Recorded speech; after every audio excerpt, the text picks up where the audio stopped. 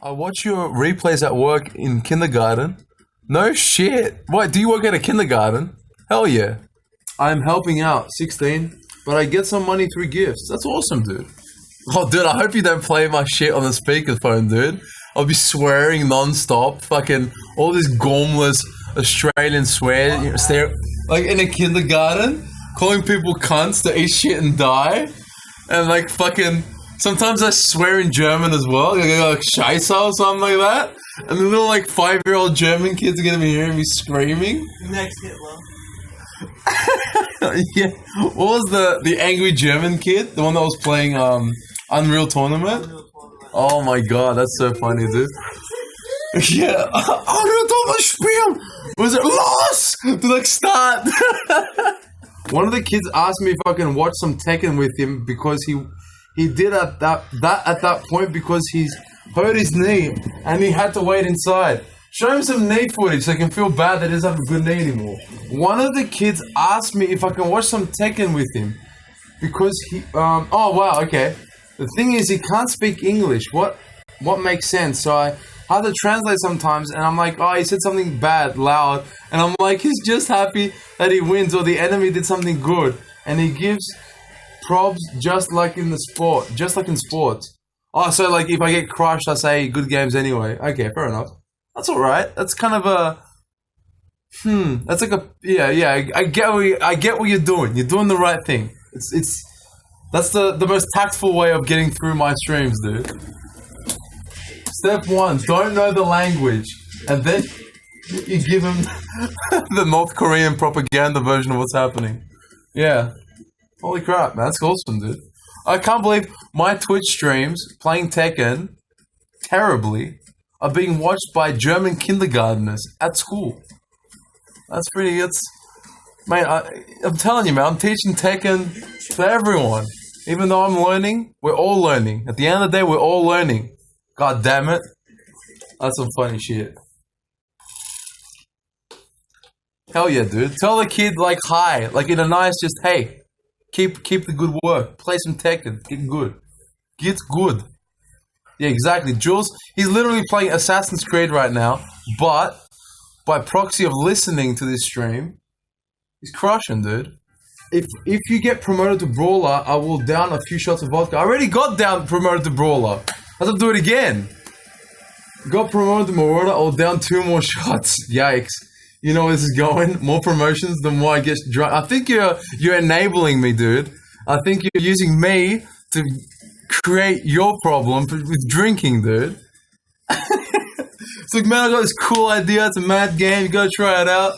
And it's like, you do like something, and like if you do it, like I'll drink, and it's gonna be really cool. Like, what does kangaroo taste like? It's gamey, so it's game meat, right? So it's just strong. It's got a strong smell and a strong flavor, but I like it. But I have a hard meat, really tough. Well, you can get the Kanga Bangers, right? Or you can get the mince, which is obviously minced up. But if you have it, gamey, I don't know how to compare it to, because you know, game meat has that strong flavor because it's not farm fed. You know, it's just, you know, it's very lean cuts. That's the word I'm trying to go for. It's not marbled at all. It's just very like low fat meat.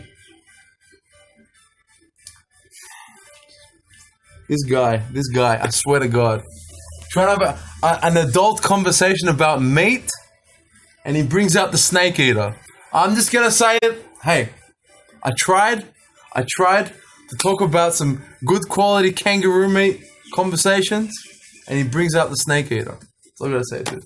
Yeah, for me, kangaroo meat's alright, but the thing is, the reason why I don't really like it is because I used to work at a pet supply store, and I used to bag raw kangaroo meat in bags for hours. So I got the smell really down in my, like, when I smell it, it reminds me of working in that fucking basement, dude.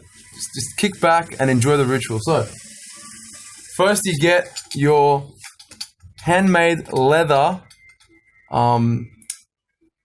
Uruguayan gourd. Metal top, stainless steel. You got that nice scorched earth right there. Boom. Nice, nice, nice. Get that nice, real genuine leather. And this allows it to clean very easy. Just drop some tap water, shake it about, boom, empty, clean, right? This is called the gourd, right? As you say, oh my gourd, gourd. If you want to be real vintage, right? You can go, controller doesn't matter. I just want to have some fun with a Korean lever. Yeah, dude. Mate, it's coming, dude. If you want to take it real old school, legit, you get handmade Uruguayan gourds, traditional style, again with the metal top.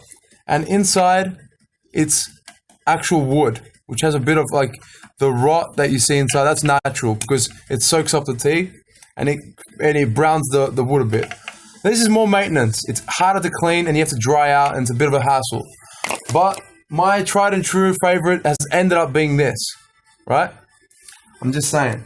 So you take this and then you combine it with this special straw, right? This is called a bombilla. As you can see, there is a bottom to it. Again, get the stainless steel one. Don't be a scrub. Don't cheap out and get that shitty, rusty trash. Stainless steel, inox, it writes on it. It's great. You can unscrew the base, right? Unscrew this. Just get that. Boom. And then you get your little like pipe cleaner. You just clean that shit and you're good as new. Very easy to maintain. Best friend. You have them for years, as long as you take care of it, right? Oh, this is South American technology. But I can bet you somewhere in time Greeks already invented it, right? Of course. So, and this has this double like edged, forgot what they call it. They just double up on the metal so it doesn't burn you when you drink it. Very good. And this allows you to drink through the tea water without the tea going through the straw. That's the whole point of this. So you need this. Then you get your tea, right? Real deal tea. This, okay, I'll just open this real quick. Boom. Amazing, fresh, all over the place tea. Very nice. I just made a fucking mess. Let's move along. It's just never happened. It's a cooking show. Don't worry about it. This is Twitch. We just keep moving along. Nothing scripted. No Twitch acting. We're just sharing the information. So let's move along, right? We get this, and you get this. So there's a trick to this actually. It's a bit of a pain in the ass. So you have to, well, this one's got a little opening on top. Pretty fucking sleek if you ask me. So you get this, and the goal, the amount you want to put, I don't know, you can roughly see it. It depends on each gourd, but the rule of thumb is that you put just enough around the ring, right? Here, just here. Don't put it all the way to the top, but to the middle. There's a little indentation, like somewhere here. That's a good visual tip, right? Somewhere here. So I'm just gonna pour that shit in, raw, like that, boom. So you pour that in, load them up, son, load them up. So, oh, I overdid it. We can always just hold that, open the lid, and bring it back. There we go. Maybe a little bit more. A little bit back. We're doing good, we're doing good. So, well, that sucked. I didn't want to do that. Don't do that. We want something moving in the background. Excellent. Gormless background. Good. So now you can see that's roughly this much, right? So the trick beyond this point is that you need to first shake up the tea to make sure that the powdery bits and the big bits are sort of sorted out. So you have to put your hand, it's a bit messy. This shouldn't be done here, but I gotta teach you, right? So you put your hand over it and then you just give it a shake, right? And then you shake it to the side, right? So it like half of it becomes tea and the other half is air, right? So you shake it halfway, put it a bit diagonally back, and you get this, right? You see that? I just don't want to overdo it, right? That. Then you get your straw, well, your bombilla, right? And you push it through, you slide it from underneath, you scoop in, right? You scoop in and lock it in place. And then push it a bit up, right? So it's like this now. Because you follow the curvature of the actual gourd. So that's sorted. And what you've done is you create a little hill with the base underneath the tea. I'll push it a bit up just for example's sake. And then you're going to grab your water, which has been heated up to 80 degrees Celsius. Exactly 80 degrees. Too much, and it'll just make that shit so bitter, you just want to like piss on it. So if you want optimal temperature, 80 degrees Celsius. And you pour that on the empty side, where the hole, not on the higher bit, on the bottom, right? Yeah, especially like green teas and shit like that. People boil their water to like a piping, like an actual boil, and then throw green tea in it, and they're like, why does it taste bitter? Well, have a guess, bitch. Too much hot water. So, we pour it in, bit by bit, and let it rise. So now, I don't want to tip it too much, right? So it's starting to like slowly fill up and soak up in the tea. Another pro tip, I'm not doing it now because I'm not near any cold water, but a good trick is to pour some cold water first, and then you put your warm water to not burn the dry leaves immediately. But because I got it in a decent temperature, it's not going to really bother. And I'm alright with the bitterness. I can tolerate it. So it's not a big deal. Let it seep in, boys. Exactly, dude. I put boiling water in the green tea and almost puked. Exactly, that's why. Like, I love green tea, but a lot of people just don't know how to prepare it. I found that out like a couple years ago. Like, I wasn't always doing that. And I was like, you go to some places and the green tea tastes good, and you go to places that tastes like shit. And you know, I never connected that the ones that are boiling hot that you can't even sip, they're the ones that taste the worst. And I was like, oh, it's because it's fucking burning. If you like cool it, you know, just keep it at a good temperature that's just warm, super warm, and you drop the green tea, man, you're set. It's so good. It becomes sweet again, you know? So, I'm going to pop and get some more. Right there. So I'll let it pour down. It takes a bit of time to just seep down. And if you want to make sure, if your tea that you're buying is fresh, you'll see that as you're pouring it, you'll get these like rainbowy kind of glistening bubbles that come up. It ain't petrol bubbles or anything like that. It's just fresh, good shit. So there's that. So I think I've put as much as I can in this dose, right? So I don't want to tip it too much, right? So you see that half of it is wet and the other half is dry. So what that means is that as I'm drinking, right, the inaugural sip, the ritual, in some sense, is going to be consummated after that drink. So let's complete this, right? Hell yeah. The first sip is the strongest. You're getting that direct hit to the veins, dude. Hell yeah, son. And here's the thing. If you keep refilling it, it only has like enough water to like have a couple sips, right? So that's why you need one of these bad boys with you. So as I had a sip, just refill. Don't worry about it. Boom.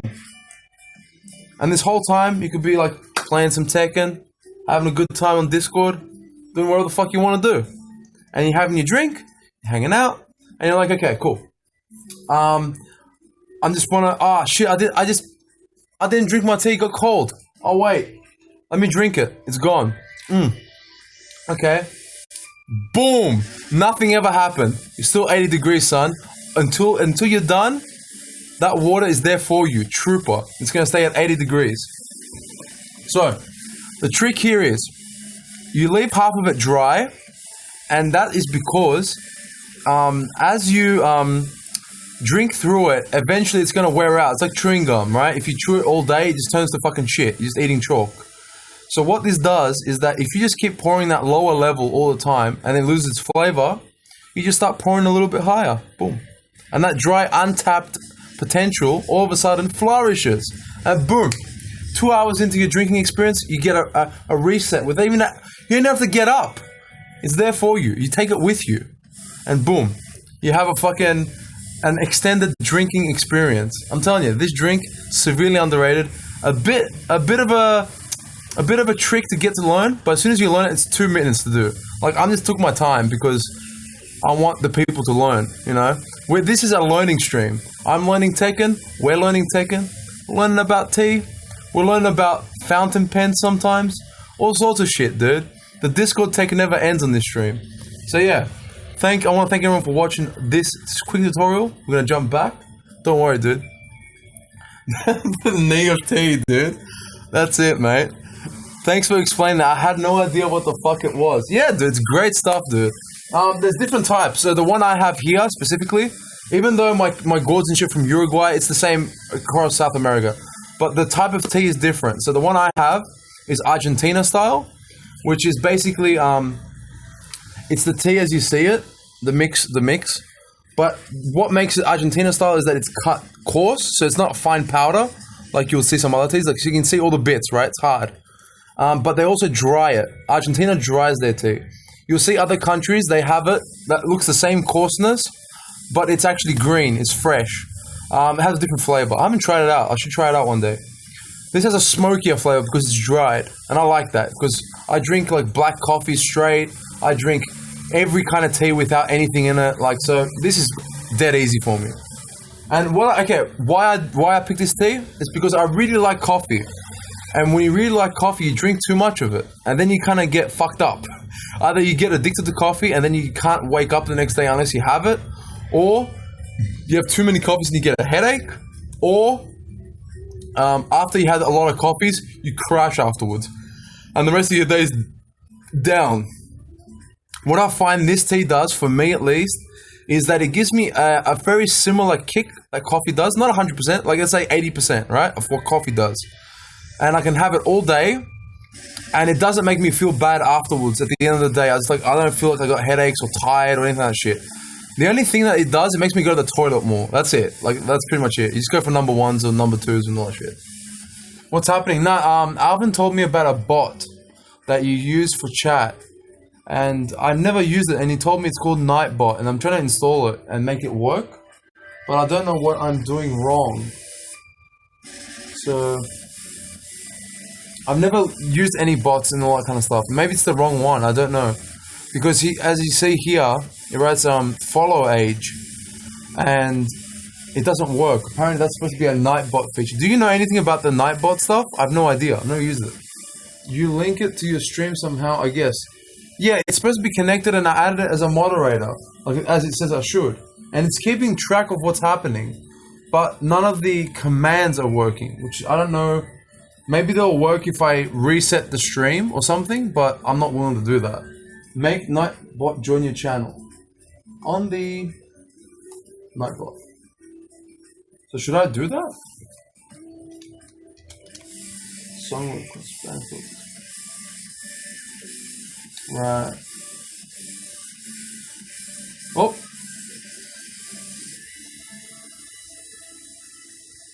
What? Message deleted? Why fucking just shot fucking Cocolel? What the fuck was that? Bitch? What?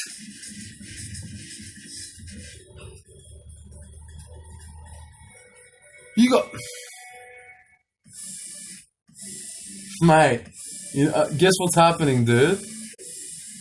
Fucking hell. Where is this bitch?